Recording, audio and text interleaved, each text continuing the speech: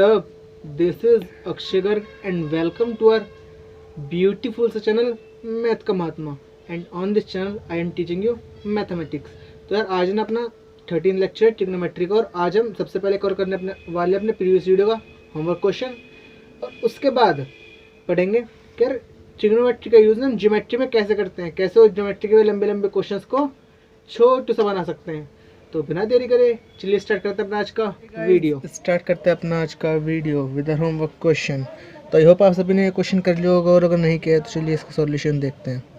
हमें गिवन है कि इनमें से कौन सी क्वाड्रेटिक इक्वेशन ऐसी नहीं है जिसके रूट्स कोसेक स्क्वायर थीटा और सेक स्क्वायर थीटा नहीं होंगे।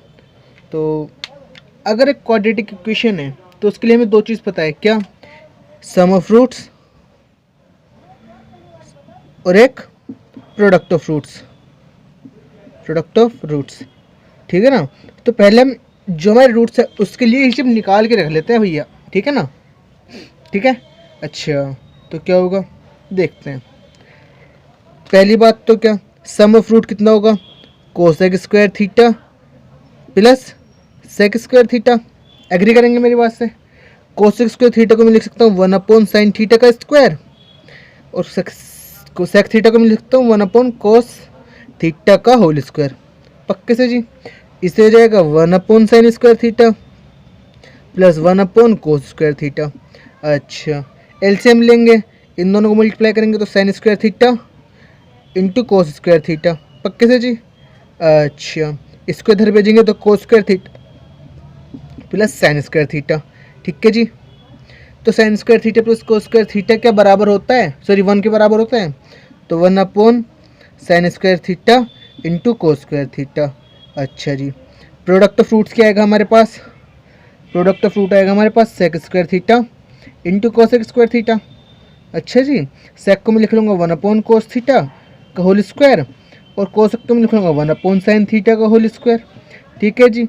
तो 1/cos square theta into 1/sin square theta, इनको मल्टीप्लाई करेंगे तो 1/sin square theta into cos square theta. तो यहाँ से मैं क्या इंटरप्रेट कर सकता हूँ? यहाँ से मैं कह सकता हूँ कि भाई थीटा की वैल्यू कुछ भी होने दो, अगर ये इनके रूट्स हैं, किसी भी इक्वेशन के रूट्स होंगे तो उसको ये दोनों कंडीशन सेटिस्फाई करनी पड़ेगी। क्या कंडीशन? कि सम ऑफ रूट और प्रोडक्ट ऑफ रूट दोनों इक्वल आने चाहिए। किसके? 1/sin square theta cos square theta का इक्वल। अच्छा कोई बात नहीं। तो कुल मिला के मैं यहाँ से कह सकता हूँ क्या, यहाँ से बस इतना इंटरप्रेट करने वाला है कि सम ऑफ रूट्स बराबर प्रोडक्ट ऑफ रूट्स। जो इक्वेशन इस कंडीशन को सेटिस्फाई कर देगी, ठीक है ना, उसी इक्वेशन के ये दोनों रूट्स रहेंगे। बस रूट्स के लिए इतनी सी कंडीशन थी भैया। पहले इक्वेशन के लिए चेक करते हैं। पहले इक्वेशन के लिए अच्छा एक को अल्फा मान लेते हैं, एक को बीटा फिलहाल के लिए। अल्फा प्लस बीटा बराबर -b/a। -b यानी कि एक्स का कोफिशिएंट यानी -6/a क्या है? एक्स स्क्वायर कोफिशिएंट यानी 1 यानी कि माइनस प्लस का 6। ऐसे अल्फा इंटू बीटा क्या? c/a। c क्या है मेरा? कांस्टेंट टर्म यानी कि 6/a क्या है? वही एक्स कोफिशिएंट 1 यानी कि 6 यानी कि अल्फा प्लस बीटा बराबर अल्फा बीटा। तो यहाँ कंडीशन सेटिस्फाई होगी। तो यानी कि ये रूट है, यानी कि मेरा ऑप्शन सही नहीं है। उसने पूछा कौन सी नहीं है। Which of the following not a root of is not the quadratic. अच्छा इनमें से कौन सी क्वाड्रेटिक इक्वेशन नहीं है जिसकी रूट्स ये नहीं है, ठीक है ना। तो मुझे उस क्वाड्रेटिक इक्वेशन को चूज करना पड़ेगा अपने आंसर में जिसके अंदर कंडीशन सेटिस्फाई नहीं होगी भैया। ऐसे ऑप्शन बी के लिए चेक करें। ये अल्फा प्लस बीटा बराबर कितना आ जाएगा? -b/a। इसके लिए -b क्या है? माइनस ऑफ एक्स का कोफिशिएंट यानी -7/a यानी एक्स स्क्वायर का कोफिशिएंट यानी कि क्या है? 1 यानी कि +7 आ गया। अच्छा इसके अल्फा इंटू बीटा करें तो क्या? c/a। c क्या है? 7 और a क्या है? 1। c कांस्टेंट टर्म और 1 एक्स स्क्वायर का कोफिशिएंट यानी ये 7 यानी कि अल्फा प्लस बीटा बराबर अल्फा बीटा। अच्छा 6 आएगा ना। अच्छा ऑप्शन नंबर 3 चेक करें। अल्फा प्लस बीटा बराबर -b/a वही। यहाँ पे -b क्या होगा? माइनस ऑफ एक्स कोफिशिएंट यानी -4/1 यानी कि 4। ऐसे अल्फा इंटू बीटा बराबर c/a। c क्या है? कांस्टेंट टर्म यानी 4/a क्या है? एक्स स्क्वायर कोफिशिएंट यानी 1 यानी कि 4 ये भी, यानी अल्फा प्लस बीटा बराबर अल्फा इंटू बीटा। ये भी कंडीशन सेटिस्फाई है, यानी कि ए बी सी तीनों में से कोई आंसर नहीं हो सकता, यानी कि डी मेरा आंसर होगा। चलिए चेक कर लेते हैं एक बार, फिर भी चेक करने में क्या जाता है अपना। अल्फा प्लस बीटा बराबर क्या है मेरा, ये माइनस बी अपॉन ए, माइनस बी का बी क्या है, एक्स का कोफिशिएंट यानी -5 अपॉन ए क्या है 1, यानी कि माइनस +5, ठीक है। अल्फा इंटू बीटा करें सी अपॉन ए, अब यहाँ सी क्या है, कॉन्स्टेंट टर्म यानी -5 अपॉन 1 यानी कि -5। अब यहाँ से मेरा alpha plus beta not equal to alpha beta. क्या मुझे यही कंडीशन चाहिए थी कि मेरी जो भी इक्वेशन ये सेटिस्फाई कर जाए कि alpha plus beta is not equal to alpha into beta, वही एक ऐसी इक्वेशन होगी जिसके लिए कॉसेक स्क्वायर थीटा और सेक स्क्वायर थीटा उसके रूट्स नहीं होंगे, ठीक है ना। ऐसे में कुछ भी और इक्वेशन डाल सकता था, कोई मैटर नहीं करता उसके लिए, ठीक है ना। चलिए मूव करते हैं। अच्छा, इसकी जगह में एक इक्वेशन और डाल सकता था क्या, x square plus 5x minus 5 equal to 0, इसका सेटिस्फाई कर जाएंगे, ठीक है ना। इसको आप घर पे ट्राई करना। तो चलिए मूव करते हैं अपने नेक्स्ट क्वेश्चन के ऊपर, स्टार्ट करते हैं अपना नेक्स्ट क्वेश्चन। तो हमें क्वेश्चन है कि भाई circumference of a circle circumscribing an equilateral triangle, यानी कि एक ऐसा सर्कल है जिसके अंदर में ना एक ट्रायंगल है। कैसे कि उस ट्रायंगल के इक्विलेटरल ट्रायंगल है, उसके तीनों वर्टेक्स ना उस बड़े वाले सर्कल के ऊपर लाई कर रहे हैं, जैसे ए बी सी, ठीक है। अब इसने कहा है मुझे इसका सर्कमफ्रेंस गिवन है, उसके बाद इसने कहा है कि जो छोटू से सर्कल बनाया ना हमने एक, वो इस ट्रायंगल के भी अंदर है, ठीक है। अच्छा, अब इसने कहा है कि मुझे छोटे वाले ट्रायंगल इसका सर्कल का एरिया फाइंड करके बताइए। उसके लिए मुझे इसका रेडियस चाहिएगा, और रेडियस निकालने के लिए मुझे ट्रिग्नोमेट्री का यूज़ पड़ेगा, वो हम देखते हैं कैसे करेंगे यूज़। उससे पहले हम इसका छोटा सा प्रूफ और देख लेते हैं कि हमें ना एंगल BOBD, जो ये एंगल है ये वाला, इसको हम डायरेक्टली 30 डिग्री यूज़ करने वाले हो, कैसा है वो हम ये दिखा देते हैं आपको। तो हमने यही फिगर दोबारा इधर बना लिया। अब इसके अंदर हम छोटा सा कंस्ट्रक्शन और करा कि हमने O से AB के ऊपर एक परपेंडिकुलर ड्रॉ कर लिया E का, ठीक है। और ये O से लेकर D तक एक परपेंडिकुलर है BC पर, ठीक है, और ये रेडियस भी इसकी, ठीक है। अच्छा, अब हम प्रूव करेंगे कि ये ट्रायंगल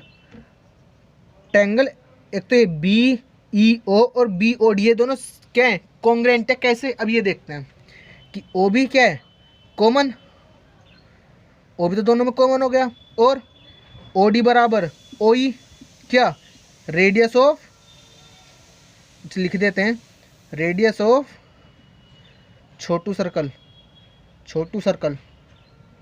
ये छोटू वाला सर्कल है ना इसका। और मुझे क्या गिवन है, और मुझे एंगल BDO बराबर एंगल BEO बराबर 90 डिग्री, क्योंकि मैंने परपेंडिकुलर डाला है, ठीक है ना। यानी कि ये भी 90 डिग्री और ये भी 90 डिग्री है, तो मैंने खुद से ड्रॉ किए हैं, ठीक है। तो यहाँ से मेरा क्या हो गया, triangle BEO congruent triangle BOD। तो यहाँ से मैं क्या कह सकता हूँ, एंगल EBO बराबर एंगल OBD, ठीक है। अच्छा, मगर लेकिन क्या इन दोनों का सम 60 डिग्री के इक्वल है? तो अगर मैं इसको x बोलता हूँ तो ये भी x हो गया, या फिर इसको अगर मैं थीटा बोलता हूँ तो ये भी थीटा हो गया, यानी कि ये भी मेरा थीटा ही हो गया, क्योंकि ये इसी ट्रायंगल के लिए बनाया। अच्छा, यानी कि 2 थीटा बराबर 60 डिग्री, तो थीटा बराबर 30 डिग्री। तो मैंने प्रूव कर दिया, क्योंकि मैं क्वेश्चन के अंदर दोबारा से इसको डायरेक्टली यूज़ करने वाला हूँ। तो चलिए अब क्वेश्चन के ऊपर वापस से चलते हैं, ठीक है ना। ये भी तक तो बस ऊपर से इसका ओवरव्यू देखा था क्वेश्चन का। अब असली क्वेश्चन पे चलते हैं। हमें क्वेश्चन में गिवन, अच्छा मान लेते हैं जो बड़े वाला सर्कल है ना, बिग सर्कल, इसकी रेडियस को हम मान लेते हैं, let the radius of big circle be capital R and of small circle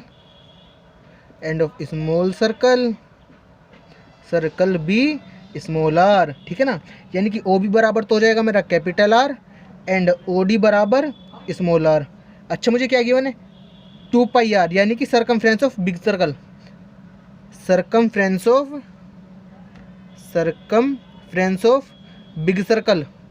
big circle बराबर 24 पाई, और ये क्या होता है 2πr, यानी कि 2π कैपिटल R बराबर 24 पाई। अच्छा, पाई से पाई मरा, 2 से 24 मरा, तो R बराबर 24। अच्छा, अब मुझे किस तरह से स्मॉल r की वैल्यू निकालनी है इसे यूज़ करके। तो यार मुझे इसकी वैल्यू पता है, ठीक है, ये थीटा है ये। अच्छा इसको थोड़ा बड़ा करके दिखा देते हैं ट्रायंगल को।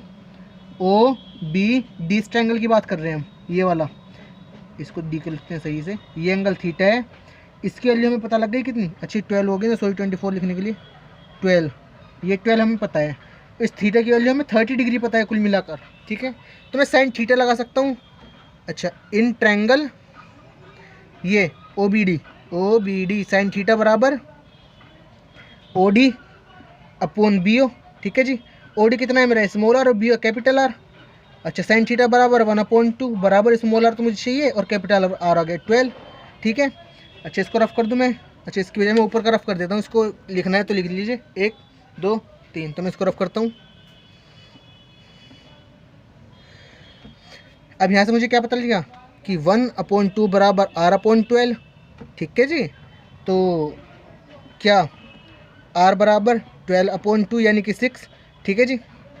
तो मुझे स्मॉल आर पता लग गया, तो एरिया ऑफ स्मॉल सर्कल कितना हो जाएगा, स्मॉल सर्कल बराबर 2 pi small r, sorry pi r square, इसलिए स्मॉल आर स्क्वायर यानी कि पाई इंटू स्मॉल आर कितना मेरा 6 का स्क्वायर यानी कि पाई इंटू 6 स्क्वायर 36, यानी कि एरिया कितना आ गया मेरा 36 पाई।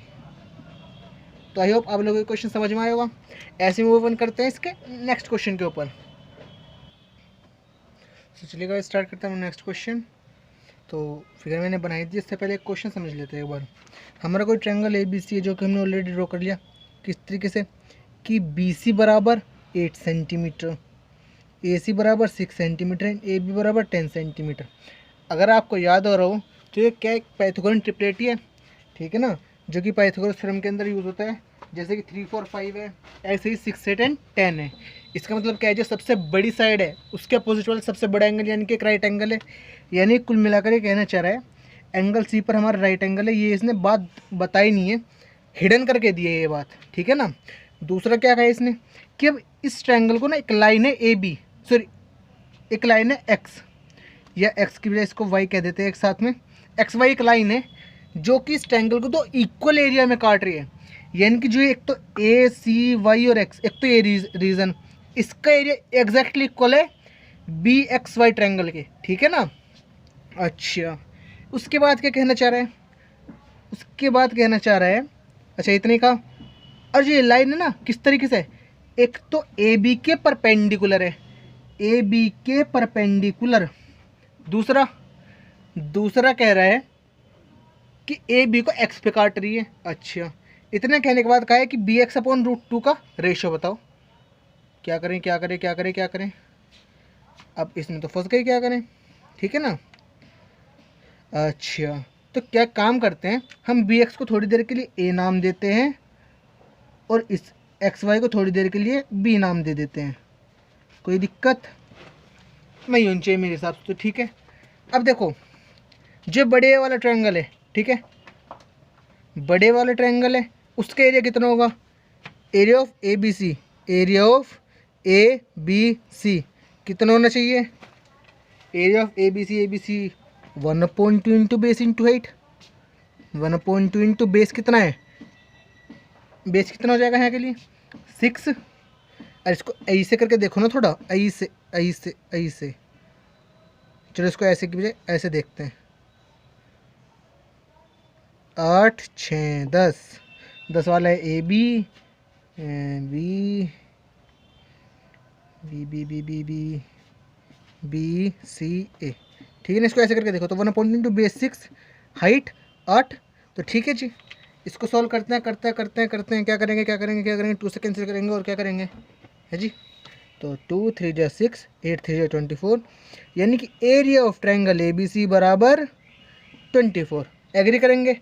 अच्छा अब ए बी सी को ये 2 इक्वल एरिया में काट रहा है, एक तो area of A C B X A C Y X A plus area of triangle B X Y बराबर 24। क्या इसको और इसका एरिया बराबर ही हमें गिवन है, तो क्या मैं इसको 2 into area of B X Y बराबर 24 लिख दूँ, कोई दिक्कत तो नहीं।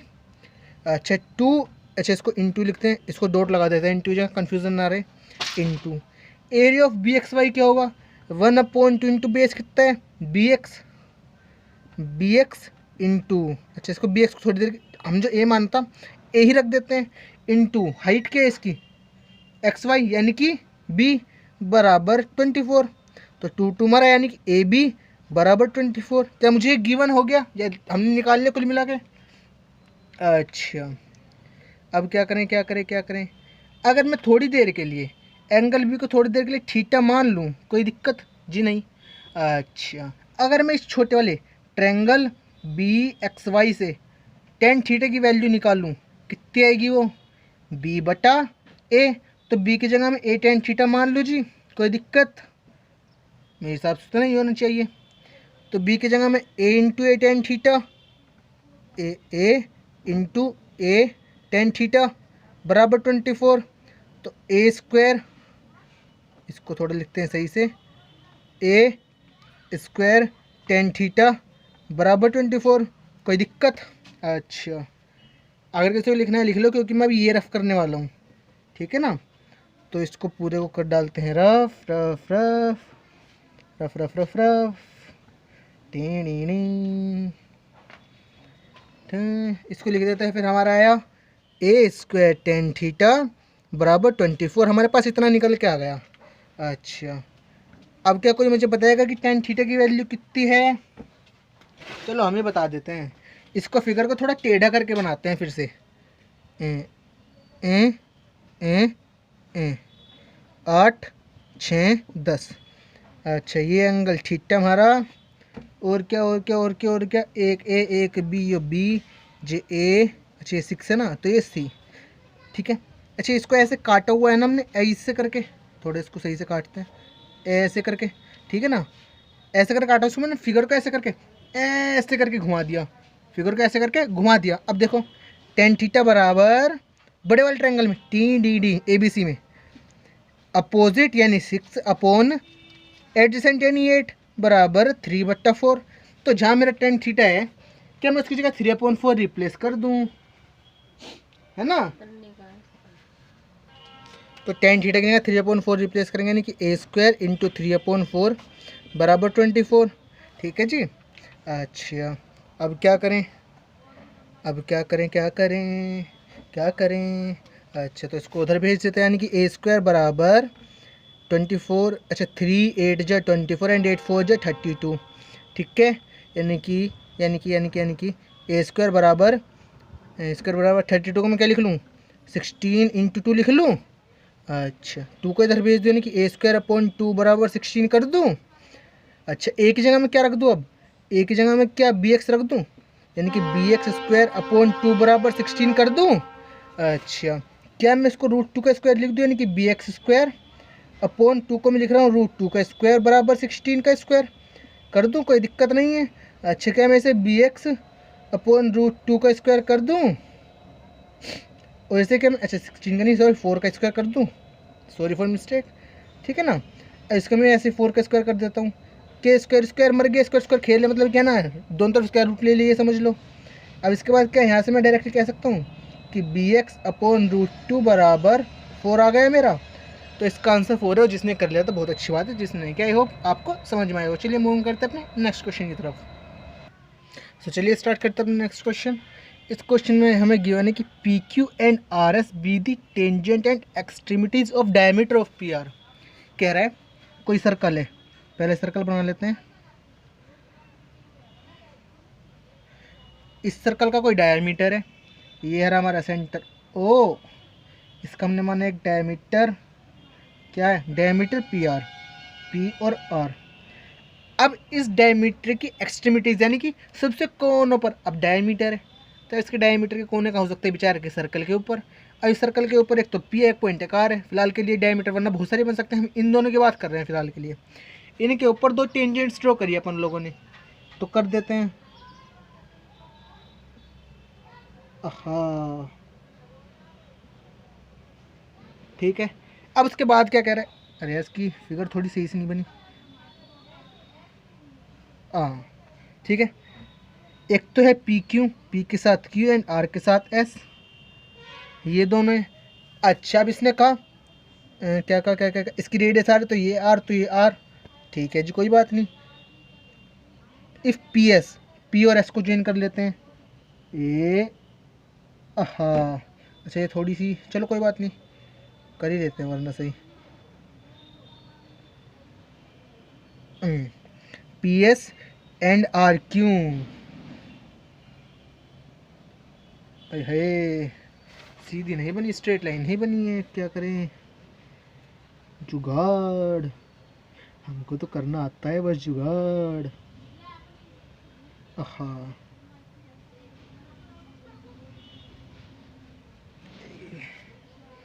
इस बार कुछ ज़्यादा ही अंदर कर गए।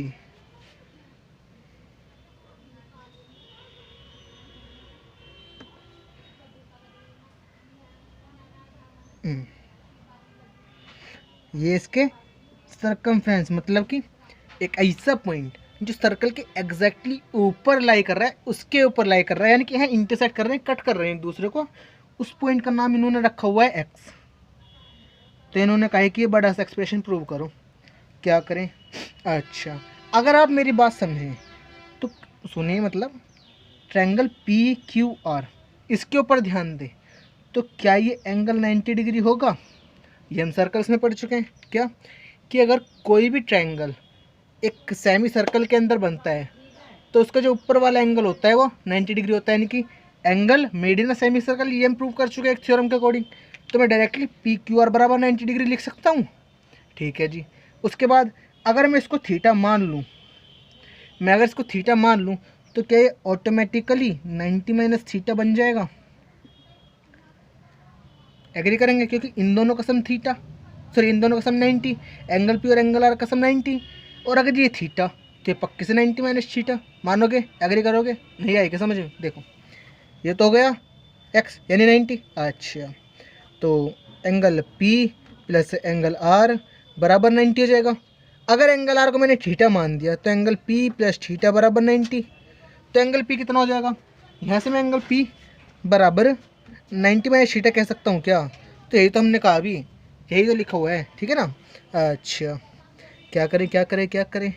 अब अगर मैं triangle P Q R, P Q R की बात करूं, अलग से ड्रॉ करूं, T D D, P Q R, ये थीटा और ये हमारा 2r और ये पी क्यू। ठीक है, मैं इसके अंदर टेन थीटा निकाल दूं, टेन थीटा बराबर कितना हो जाएगा? अपोजिट अपॉन एडजेसेंट, पक्का जी। तो पी क्यू अपॉन 2r, इसे इक्वेशन 1 मान ले जी। अच्छा, इस ट्रायंगल को रफ कर दे जी। ऐसे अब छोटे वाले ट्रायंगल में, दूसरे वाले ट्रायंगल में देखते हैं। In triangle P R S, P R S, ठीक है, इसमें क्या होगा? इसकी बात करें, इसको भी अलग से ड्रॉ कर दें, तो ये लो कर दिया जी, ये 90 क्योंकि टेंजेंट है। अच्छा, ये भी बताना भूल गए कि तो 90 हो गया ना, एक रेडियस किसी भी सर्कल के लिए रेडियस और उसकी टेंजेंट आपस में परपेंडिकुलर होते हैं। तो ये भी 90 और ये वाला भी 90, ये हम पहले बताना भूल गए थे। पिछली फिगर कैसी बनाई थी हमने? ये आई सी, ये 90, तो ये थीटा, समझे ना। अच्छा, उसके बाद कोई बात नहीं, बताना भूल गए थे, ये 90 माइनस थीटा है। अच्छा, तो क्या ये थीटा होगा? चलो थीटा बताइए, छोड़ो, या फिर इतना तो हम पढ़ चुके हैं, हम इसको डायरेक्टली ऐसे ही सोल्व कर सकते हैं। तो ये P, ये Q, ये R, तो क्या ये मेरा 2R, 2R, अच्छा इसको कैपिटल आर नहीं स्मॉल आर लिखना था अपने को, ठीक है। अब मैं यहाँ से क्या निकालूँ? इसके लिए टेन ऑफ 90 माइनस थीटा बराबर कितना बनेगा? अपोजिट अपॉन एडजेसेंट, यानी कि QR अपॉन 2R, इसको रफ भी कर देते हैं, Q R upon 2 into small r. अच्छा, 1090 माइनस थीटा बराबर कोट थीटा बराबर क्यू आर अपॉन 2r। ठीक है जी, क्या मैं इसे इक्वेशन नंबर 2 कह दूँ? अच्छा, फिगर का काम ख़त्म, इतना ही था फिगर का काम, इक्वेशन बनवा दे अपनी। अब तो बहुत सिंपल क्वेश्चन बन गए। तो क्या करें हम? मल्टीप्लाई इक्वेशन 1 एंड 2, यानी कि tan theta into cot theta, को करेंगे मल्टीप्लाई बराबर P Q upon 2r into Q R upon 2r, Q R या आर एस होगा, sorry R S, sorry mistake से कर दिया होगा मैंने, कुछ ना कुछ मिस्टेक कर दिया पक्के से, आर एस ठीक है ना। अच्छा ये इतनी figure A P Q R S और पी, ये इतना फिगर पी क्यू, हाँ यही थी फिगर ठीक है। तो ऐसी थी फिगर यानी कि R S upon P R की जगह 2r लिखा हमने ठीक है ना, तो सही है सही है सही है सही है हाँ। अच्छा इसके बाद क्या करें टेन थीटा इंटू कोट की जगह 1/10 थीटा लिख दूँ बराबर P Q into R S upon के 2r का होल स्क्वायर बन जाएगा, के एक दूसरे को मार के 1 बना लेंगे, यानी कि 1 बराबर P Q into R S upon 2r का होल स्क्वायर, यानी 2r का होल स्क्वायर बराबर P Q into R S. पक्के से जी, तो दोनों तरफ स्क्वायर रूट लेंगे तो 2r बराबर under the root P Q into R S. यही हमने प्रूव करना था। आई होप आप लोगों को समझ में आएगा। अगर यहाँ पे इसने इतना टाइम लिया है ट्रिग्नोमेट्री के साथ, पक्के से कह रहा हूँ अगर आप इसको ज्योमेट्री लाया करते बहुत ज़्यादा टाइम लेता। और वैसे ना मैंने आपको समझाई इस वजह से इतना लंबा लग रहा है क्वेश्चन, वरना 2-3 लाइन का क्वेश्चन है बस ठीक है ना। काफ़ी सारे कैलकुलेशन आप माइंड में कर सकते हैं, अच्छा माइंड में कर सकते हैं मगर पेपर में ऐसे पूरा बड़ा करके आना है ठीक है ना। तो चलिए नेक्स्ट क्वेश्चन पे चलते हैं। ये आ गया अपना आज की वीडियो का सबसे हलवा क्वेश्चन। सबसे हलवा क्वेश्चन किस लिए, देखिए देखते समझ जाएंगे यार। कह रहा है कि अपन ना कोई ट्रायंगल है मस्त सा A B C, sorry A B C. अब कहा ऐसा क्यों किया, क्योंकि गिवन इस एंगल्स जो है ना सी वो 90 डिग्री का है तो हमने बना दिया। अच्छा उसके लिए मैं tan a plus tan b बराबर C square upon A B prove करना है। इसके लिए क्या करें, पहले tan a भी चाहिएगा, उसके लिए हमने क्या किया, उन्हें ए बी सी क्या है, ए बी सी है ना, अब ए बी सी एंगल्स के अपोजिट वाली साइड से, यानी इस ये एंगल ए इसके अपोजिट ये वाला, बी के अपोजिट ये वाला, सी के अपोजिट ये वाला। हो गया जी सोल्व। tan a कितना होगा, tan a बराबर कितना होगा, tan a बराबर, अच्छा tan a opposite upon adjacent ठीक है जी। अपोजिट है ए अपॉन एडजेसेंट है बी, इक्वेशन नंबर 1 क्या, तो चलो छोड़ो यार, इसे अब tan b निकाल लें यहीं से, वो कितना होगा tan b है अपोजिट अपॉन एडजेसेंट यानी कि b बटा a ठीक है जी। अब tan a plus tan b करें, अगर हम तो tan a की जगह a by B plus b by A into B LCM, ऊपर ए स्क्वायर प्लस इसको इधर करेंगे तो बी स्क्वायर।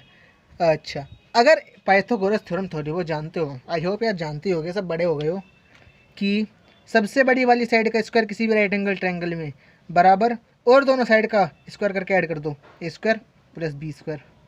तो क्या है ए स्क्वायर प्लस बी स्क्वायर लिखा है, तो उसकी जगह मैं सी स्क्वायर रिप्लेस कर सकता हूँ, तो इसकी जगह मैं लिख सकता हूँ सी स्क्वायर अपॉन ए बी।